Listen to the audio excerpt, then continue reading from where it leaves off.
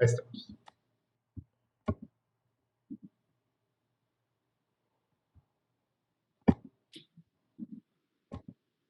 Buenas noches a todos. Muchas gracias por haber asistido a esta conferencia que se les hizo llegar hace algunos días a sus correos electrónicos, a través de las redes sociales como Facebook, LinkedIn, entre otras.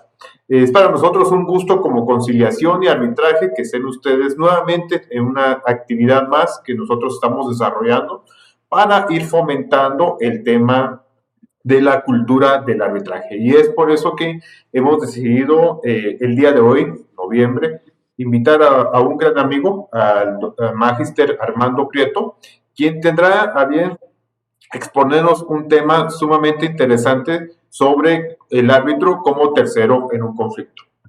Muy bien, voy a leer un poco de la hoja de vida del Magister Armando Prieto. Él es abogado, él es magíster, donde lo conocí en la Pontificia Católica Universidad de Chile, experto en Derecho Empresarial, Arbitraje y Complaints. Actualmente es docente universitario en Perú y también forma parte de nuestro diplomado y certificado de arbitraje que estamos desarrollando como conciliación y arbitraje sociedad. Entonces es para mí un gusto que Armando esté en este momento con nosotros. Y bueno, Armando, el tiempo es tuyo. Bien, hola Américo, ¿cómo estás? Buenas noches, muchas gracias por la invitación. Quiero agradecerte siempre por, digamos, considerarme en este tipo de conversaciones tan importantes sobre arbitraje. Quiero también agradecer a Conciliación y Arbitraje SEA por todo este esfuerzo que viene realizando, promoviendo estos temas tan importantes para Guatemala, en la que se promueve el uso del arbitraje como una forma eficiente de resolver conflictos en la que se discuten derechos disponibles de los ciudadanos. Bueno, en esta oportunidad vamos a hablar de un tema muy importante respecto al árbitro como tercero, ¿ya? De hecho, felicito pues esta preocupación, ¿no?, de poder conversar sobre arbitraje en Guatemala. Yo desde Perú muy contento siempre de poder contribuir con un granito de arena en este tema que es de vital importancia, como un mecanismo paralelo que no compite con el Poder Judicial, pero sí complementa y que permite descargar la carga procesal del Poder Judicial y sobre todo ayuda a las partes a tener un procedimiento célere, rápido, eficiente y que le permita, lo más importante, poder resolver sus conflictos. Francisco González de Cosío señala que el arbitraje se basa en la confianza. Esto es muy importante. Es decir, aquellas personas que estén aspirando a ser árbitros o a trabajar en un centro de arbitraje o involucrarse como abogados que van a, digamos, asesorar a personas naturales y personas jurídicas en el arbitraje, deben entender que en este camino lo más importante es la confianza. ¿Por qué la confianza? A diferencia del Poder Judicial, en la que por un principio judicial los jueces ya están predeterminados o preseleccionados o designados antes que uno presente una demanda, en el arbitraje una de las características cruciales es que las partes involucradas en su conflicto son las que van a designar a los árbitros, van a proponer. Es decir, el poder que tienen los ciudadanos, que tienen la expectativa o visualizan que en el futuro podría surgir un conflicto respecto a un tema concreto, tienen esa posibilidad, obviamente, de poder seleccionar a los árbitros o, en todo caso, acudir a un centro de arbitraje en la que por su prestigio tienen la confianza que cuentan con árbitros adecuadamente preparados y, lo más importante, con una sólida base ética, moral, que debe destacar el arbitraje.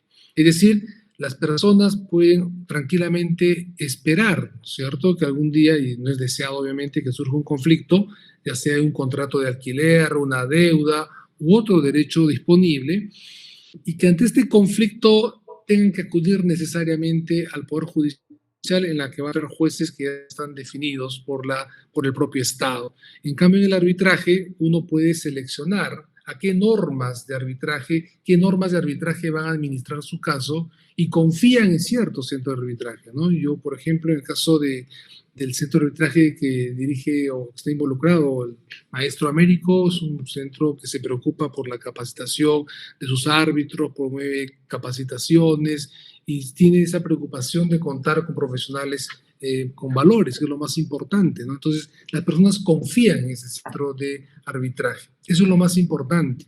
Por lo tanto, el actuar de un árbitro debe ser solvente profesionalmente, académicamente, digamos, debe tener el fundamento, sus propios laudos, y la parte ética que debe caracterizar el actuar de un árbitro. Por eso, particularmente, quiero empezar esta conversación con ustedes partiendo de ello, ¿no? Que cuando queramos trabajar o nos involucremos con el arbitraje, debemos pensar que acá lo que prima es la confianza. ¿Qué es el arbitraje? Ya conocemos que es un método privado vinculante de resolución de controversias llevado a cabo ante un tribunal imparcial que emana del acuerdo entre las partes. La vez pasada ustedes conversaron sobre el acuerdo o el convenio arbitral, que muy bien lo desarrolló el maestro Américo, pero que está a su vez regulado y sujeto a ejecución por el Estado. No es que estemos divorciados del Poder Judicial, sino que el Poder Judicial se convierte en un complemento importante. Cuando el árbitro emita su laudo y una de las partes es renuente a ejecutar, tocaremos la puerta del Poder Judicial para que se pueda ejecutar. O cuando un árbitro dicta una medida cautelar dentro del procedimiento arbitral, obviamente podemos confiar en la justicia formal para ayudarnos a ejecutar por el jus imperium, que sí lo tiene el Poder Judicial y no lo tiene el árbitro o tribunal arbitral. Entonces, así como resolvemos nuestras controversias, conflictos en el Poder Judicial, el arbitraje también es un método, ¿no? En el caso peruano, donde yo estoy actualmente residiendo, obviamente la Constitución política señala que la función jurisdiccional es exclusiva del Poder Judicial y acepta la excepción de la justicia militar y la justicia arbitral. Es decir, que su protección en el caso peruano viene desde la propia Constitución política. Contamos con una ley de arbitraje muy buena, considerada como una de las mejores del mundo, y que obviamente en el camino ha tenido muchas dificultades porque se ha identificado pues que las personas que se han involucrado en arbitraje no estaban preparados para una ley tan moderna, ¿no? Pero bueno, se está avanzando, eso es lo más importante, y obviamente tenemos el arbitraje privado, ¿no es cierto?, en la que las partes a través de un contrato de arrendamiento, una deuda, una obligación de dar sumas de dinero, pactan obviamente que ante un futuro conflicto renuncian a la jurisdicción del Poder Judicial del Estado y deciden someter su causa al arbitraje y designan a tal persona como árbitro o confían pues su caso ante un centro de arbitraje a cuyas normas se sujetan y se someten, ¿no? De ahí viene la confianza nuevamente. Entonces, ese es el arbitraje y hoy en día también cobra mucha fuerza el arbitraje público, como ustedes saben, en la que en las controversias referidas a obras que se trabajan con el Estado, ante una controversia, necesariamente tendrán que ir a un arbitraje público o arbitraje estatal, ¿no? Bueno, eso será motivo de otra conversación. En el caso peruano tenemos este decreto legislativo, la 1071, que regula hasta hoy día el arbitraje y la constitución política, como lo acabo de indicar. En cuanto a las características del arbitraje, y ahí viene ya nuestro tema de fondo, es que la presencia de un tercero imparcial llamado árbitro que emite un laudo vinculante, ¿no? Que puede ser 1, 3, 5, no impide que puedan ser 2, pero de hecho que en la praxis siempre son 1, 3 generalmente, ¿no? Nada impide que las partes puedan decidir solo contar con un árbitro o con 3, ¿no? Generalmente cada una de las partes designa 1 y los 2 designan al presidente del tribunal arbitral. Es un mecanismo típicamente adversarial cuya estructura es básicamente la de un litigio. Es decir, así como en el Poder Judicial hay un ganador y un perdedor, en el arbitraje también habrá un ganador y habrá un perdedor. Por eso que es adversarial. A diferencia de la conciliación, ¿no es cierto?, en la que se promueve el acuerdo entre las partes, se promueve un acuerdo en la que los dos estén de acuerdo, en la que se espera que ambos ganen. En el arbitraje, obviamente, habrá obviamente un ganador y un perdedor, ¿no? Eso queda claro. El rol del árbitro es similar al del juez, las partes le presentan el caso, prueban los hechos y sobre esa base decide la controversia.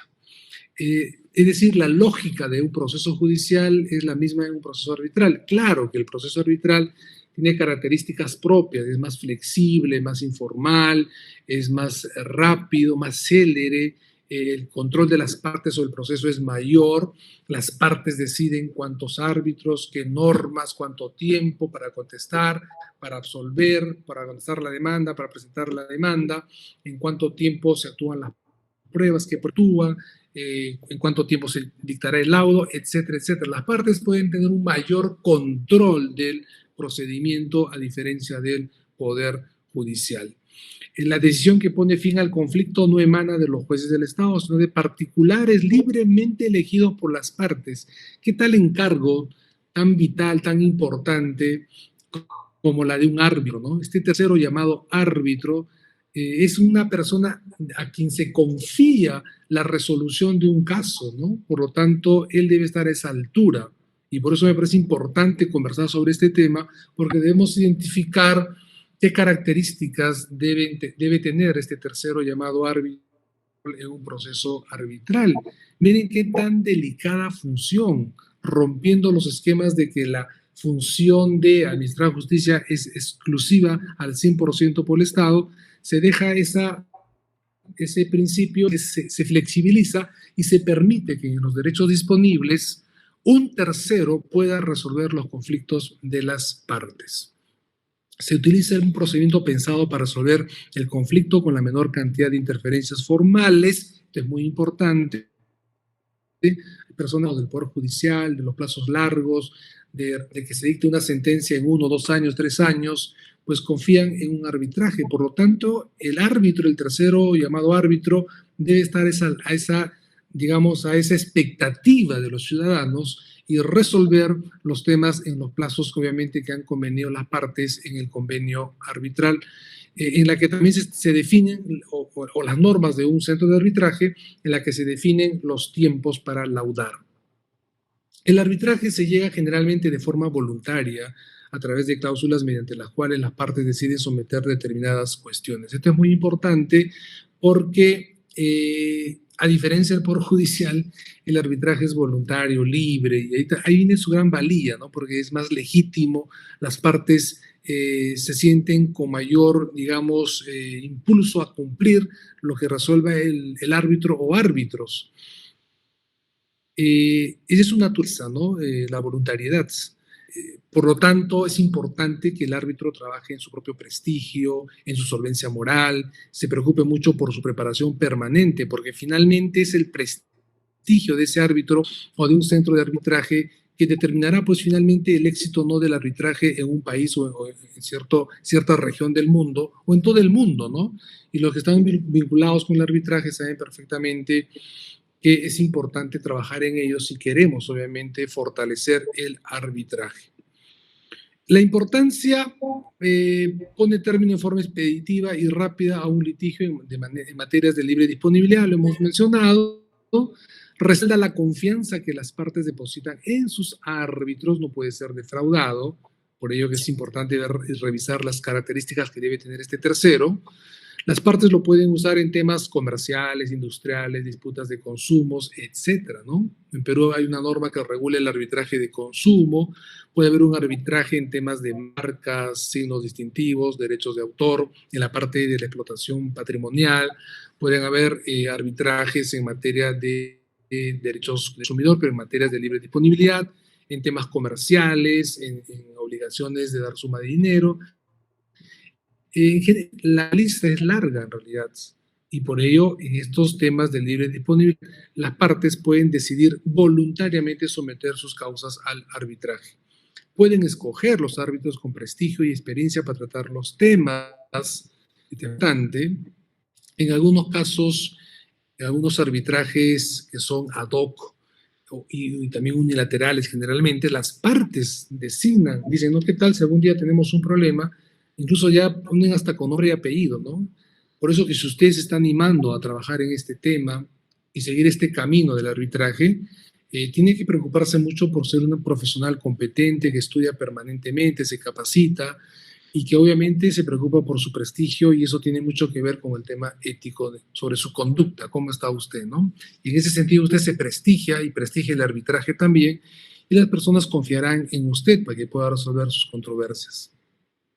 Las partes pueden acomodar los procedimientos a sus necesidades, eso lo comentamos, menos formal, más rápido, menos oneroso que el proceso judicial.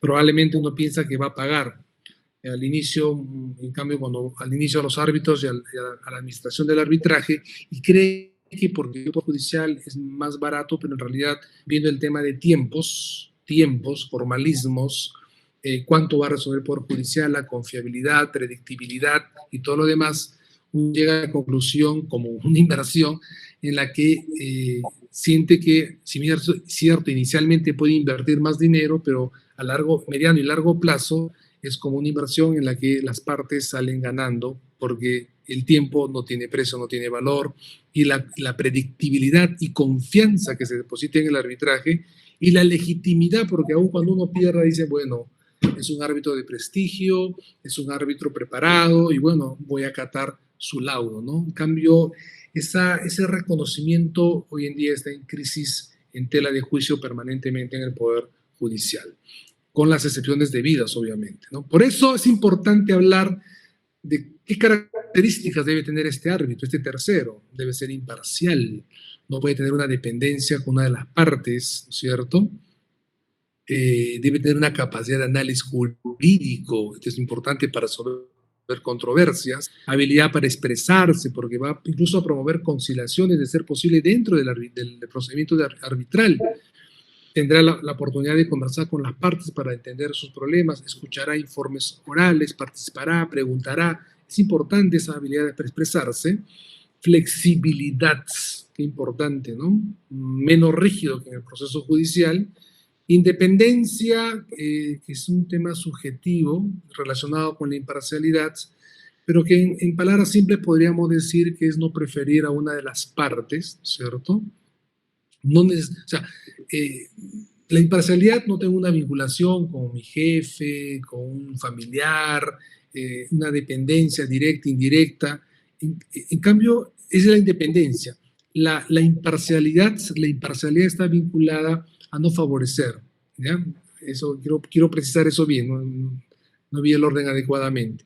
La independencia, repito, está vinculada a no dependencia. Yo, si digamos una de las partes veo que es un sobrino, un tío, un jefe, obviamente no debería aceptar, ¿no? Salvo que yo les ponga las partes y las partes acepten, ¿no? Pero comunicando a las partes previamente. De lo contrario, debería apartarme. Y la imparcialidad está vinculado a no preferir, no favorecer a una de las partes, ¿no? O sea, están vinculados, por eso que en algunos países se hablan distintamente, ¿no? Pero tienen sus particularidades. Respeto y credibilidad, ya lo he comentado, es muy importante. Capacidad de organización, es una persona que tiene todo claro. Si sabe que está muy ocupado, no debería aceptar un arbitraje. Es importante el tiempo que le va a dedicar al caso. Recuerde que usted va a prestigiar el arbitraje o lo va a desprestigiar. Un comportamiento ético, lo hemos resaltado. Estos son algunas características que debe tener todo árbitro tercero que va a intervenir en estos procedimientos. La independencia, dijimos, es un criterio objetivo. Los árbitros deben ejercer sus funciones con plena libertad y autonomía, no depender de nadie, ¿no? O sea, no es que yo voy a ser influenciado por una de las partes.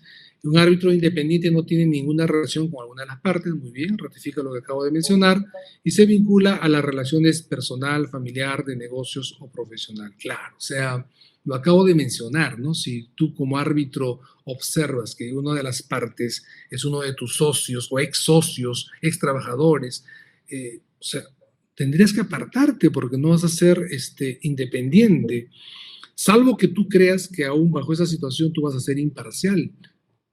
O sea, imparcial quiere decir que no vas a favorecer a ninguna de las partes, pero eso tendrías que comunicar a las partes inmediatamente, decirle, miren, estimadas partes, los he convocado porque yo tengo esta relación pero ustedes me conocen, yo tengo estas condiciones y yo garantizo la imparcialidad de este lado. Ustedes confían en mí. Si a pesar de eso las dos partes están de acuerdo, bueno, adelante con el arbitraje, ¿no? Miren, qué interesante el arbitraje, su lógica es diferente a un proceso judicial. Pero si una de las partes dice, no, eso sí va a influenciar mucho, y así que yo prefiero que usted se aparte, ¿no? El árbitro, por dignidad, por ética, tiene que apartarse de ese procedimiento, ¿ya? No hacerlo, obviamente dañas el procedimiento, dañas a tu propio prestigio, incluso podrías terminar hasta denunciado, cuestionado, tu lado hasta se podría pedir la nulidad de tu lado ante el Poder Judicial, te desprestigias como árbitro y desprestigias el proceso arbitral. La imparcialidad es un criterio subjetivo, ausencia de preferencia. La imparcialidad refiere a no favorecer a una de las partes o bien a que el árbitro no tenga ya una posición definida en relación con la materia en disputa. La independencia es condición de la imparcialidad, claro. Eso creo que ya queda claro, ¿no? O sea, si yo veo que no tengo una vinculación con una de las partes, es una garantía de la imparcialidad, ¿no? No es absoluta, ¿no? O sea, yo aún no teniendo relación con las partes puedo ser parcial, ¿verdad? De mucho cuidado, ¿no? Por eso es que he aceptado que si las partes están de acuerdo, adelante, ¿no? Lo que sí es innegociable y no aceptable es no ser imparcial, ¿no? La imparcialidad es no preferir a ninguna de las partes. Y en ese sentido, hay que cuidarse mucho, ¿no? O sea, imagínate que un árbitro adelante opinión o que por ahí haya expresado que una de las partes tiene razón, o sea, su imparcialidad prácticamente está por los suelos y no hay nada que hacer. Se puede recusar a ese árbitro para que se aparte de ese procedimiento. Muy bien, el tiempo es corto, vamos a cerrar. Deberes adicionales de un tercero llamado árbitro: no arreglar honorarios unilateralmente con las partes, tema ético.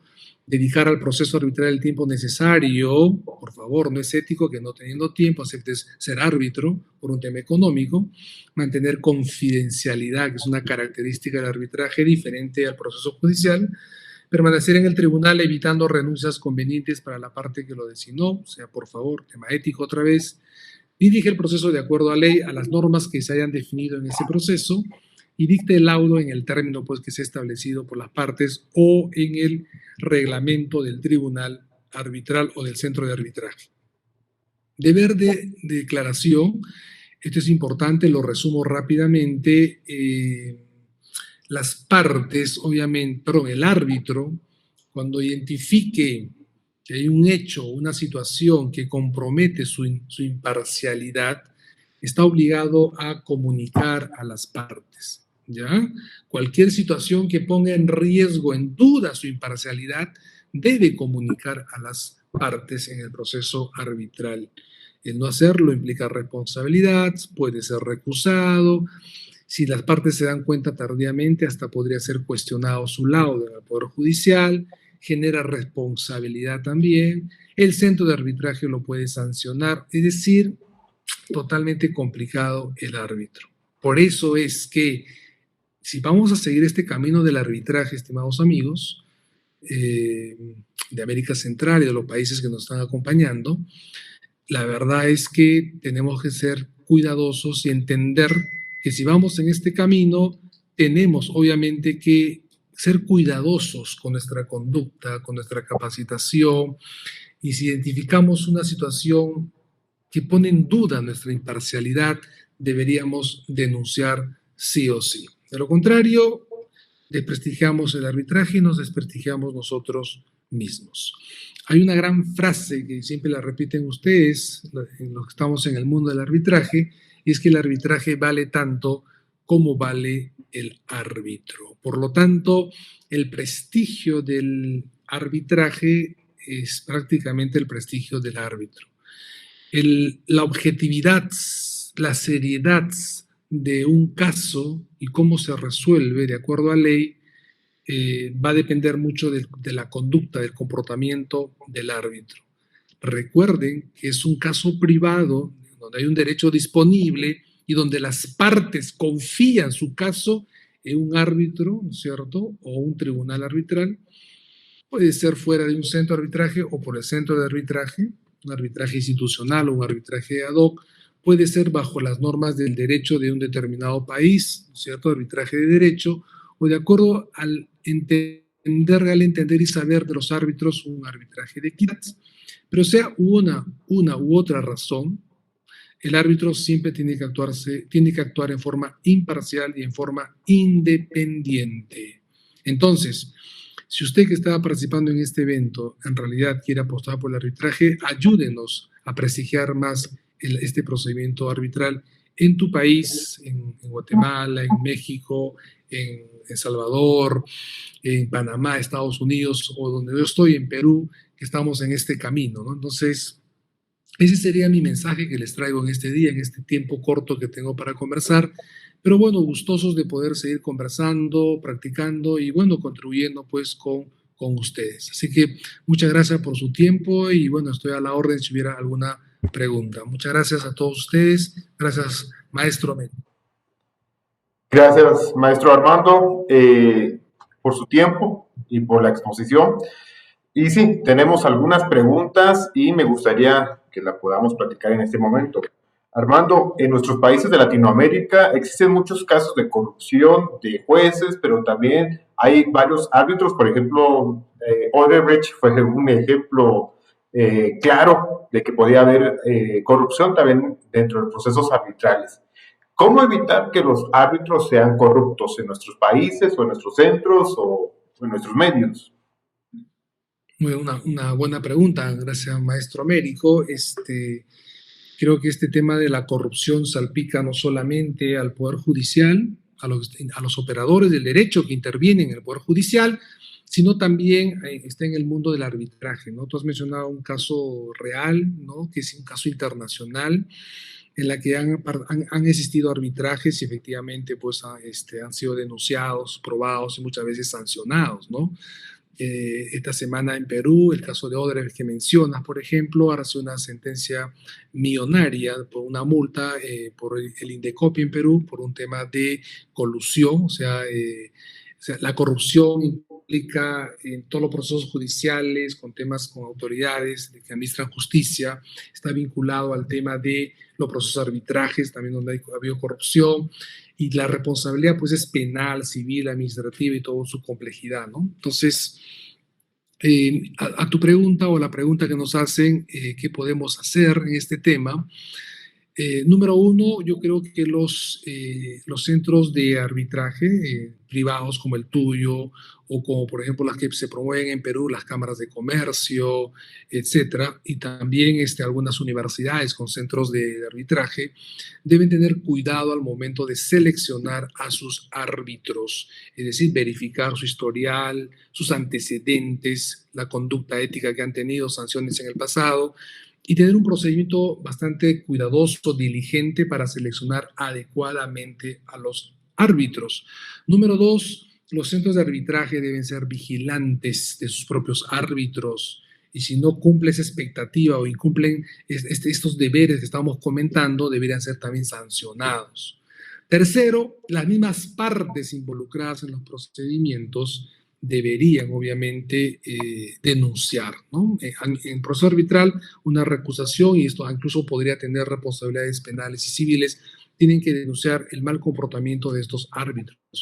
Conclusión, la tarea es de todos, o sea, tanto de las partes como del propio sistema, del propio Estado, de las empresas, de los centros de arbitraje, de todos. O sea, es una tarea permanente, vigilante, para poder denunciar, ¿no? Yo creo que en el arbitraje, con doble razón, hay que denunciar a los árbitros que tienen una conducta poco ética.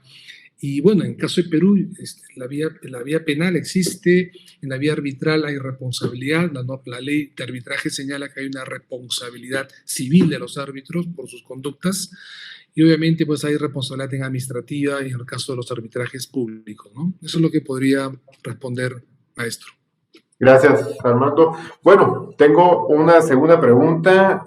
Dice, muchas personas resuelven sus conflictos o imponen sentencias en base a experiencias personales. Por ejemplo, me decía una persona que es psicólogo en Colombia, de que si un juez ha sufrido de violencia, es muy probable que los casos de violencia los resuelva en contra del violador, a pesar de que existan pocos medios de prueba. Entonces decía que, o sea, uno, según los antecedentes psicológicos, sociales, etcétera, que uno tenga, así va a resolver los casos.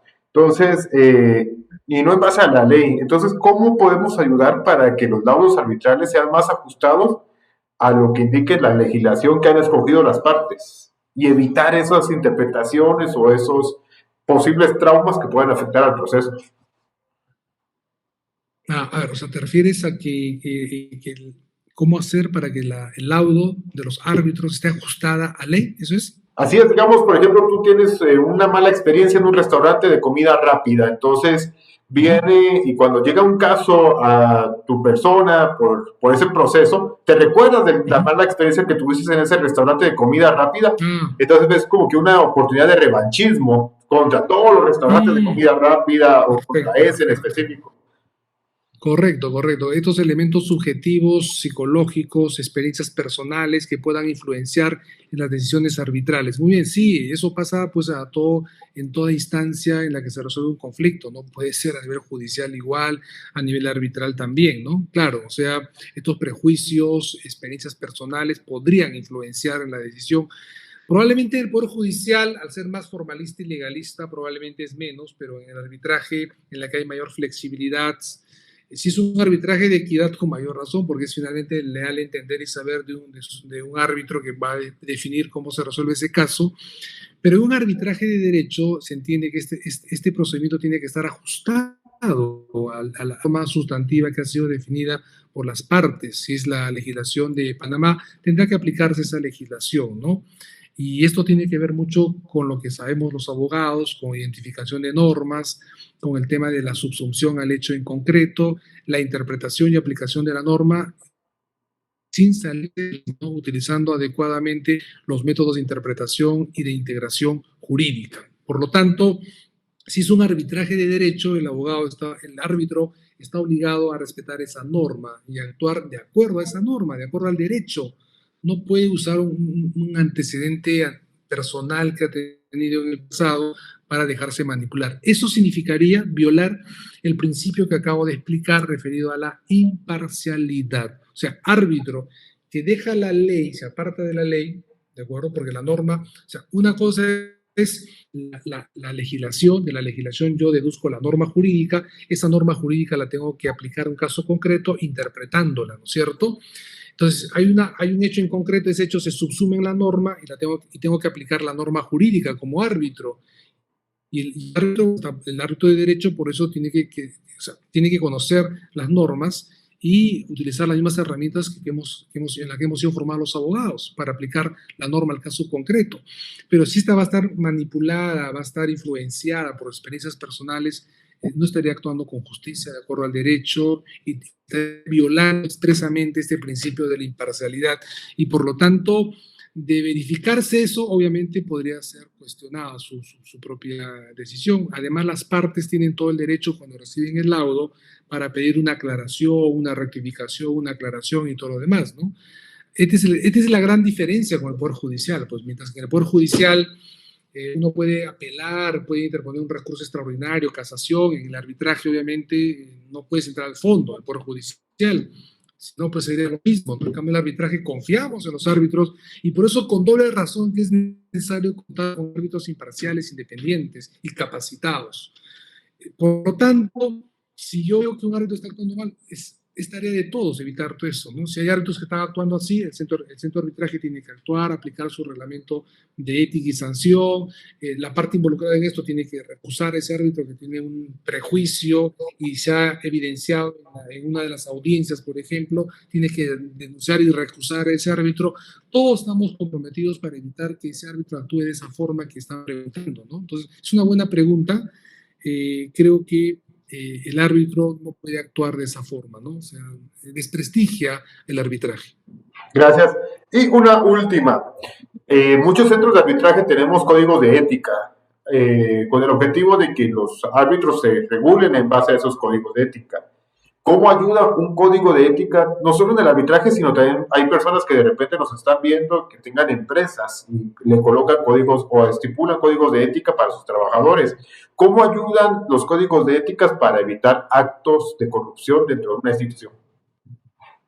Muy bien, gracias. Muy buena pregunta, ¿no? Hemos hablado bastante de ética y creo que sí, el código de ética de un centro de arbitraje va a regular las infracciones de los árbitros cuando actúan en forma no imparcial, no independientemente, y por lo tanto regulan también el procedimiento y la sanción. O sea, sí existen esos códigos de ética en las empresas, en los centros de arbitraje, y están. O sea, no hay ningún centro de arbitraje, por ejemplo, en mi país, en los que estoy vinculado en otros estados, que no tengan estos documentos. Pueden tener un nombre similar, pero al fin y al cabo son códigos de ética que regulan estas infracciones y sanciones.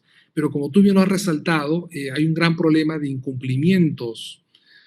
Bueno, hay que aprender a denunciar a los árbitros que actúan mal.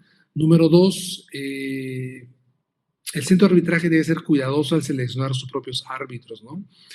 Y número 3, así como en el compliance hablamos de cumplimiento de normas, se aplica lo mismo al arbitraje. Es decir, si la alta dirección de una empresa, en el caso de un centro de arbitraje, los principales funcionarios, directivos, asociados, lo que sea, no están comprometidos con la ética, con el actuar correcto de los árbitros, pues estos códigos de ética van a quedar en simples declaraciones, ¿no? Que no van a tener ninguna utilidad.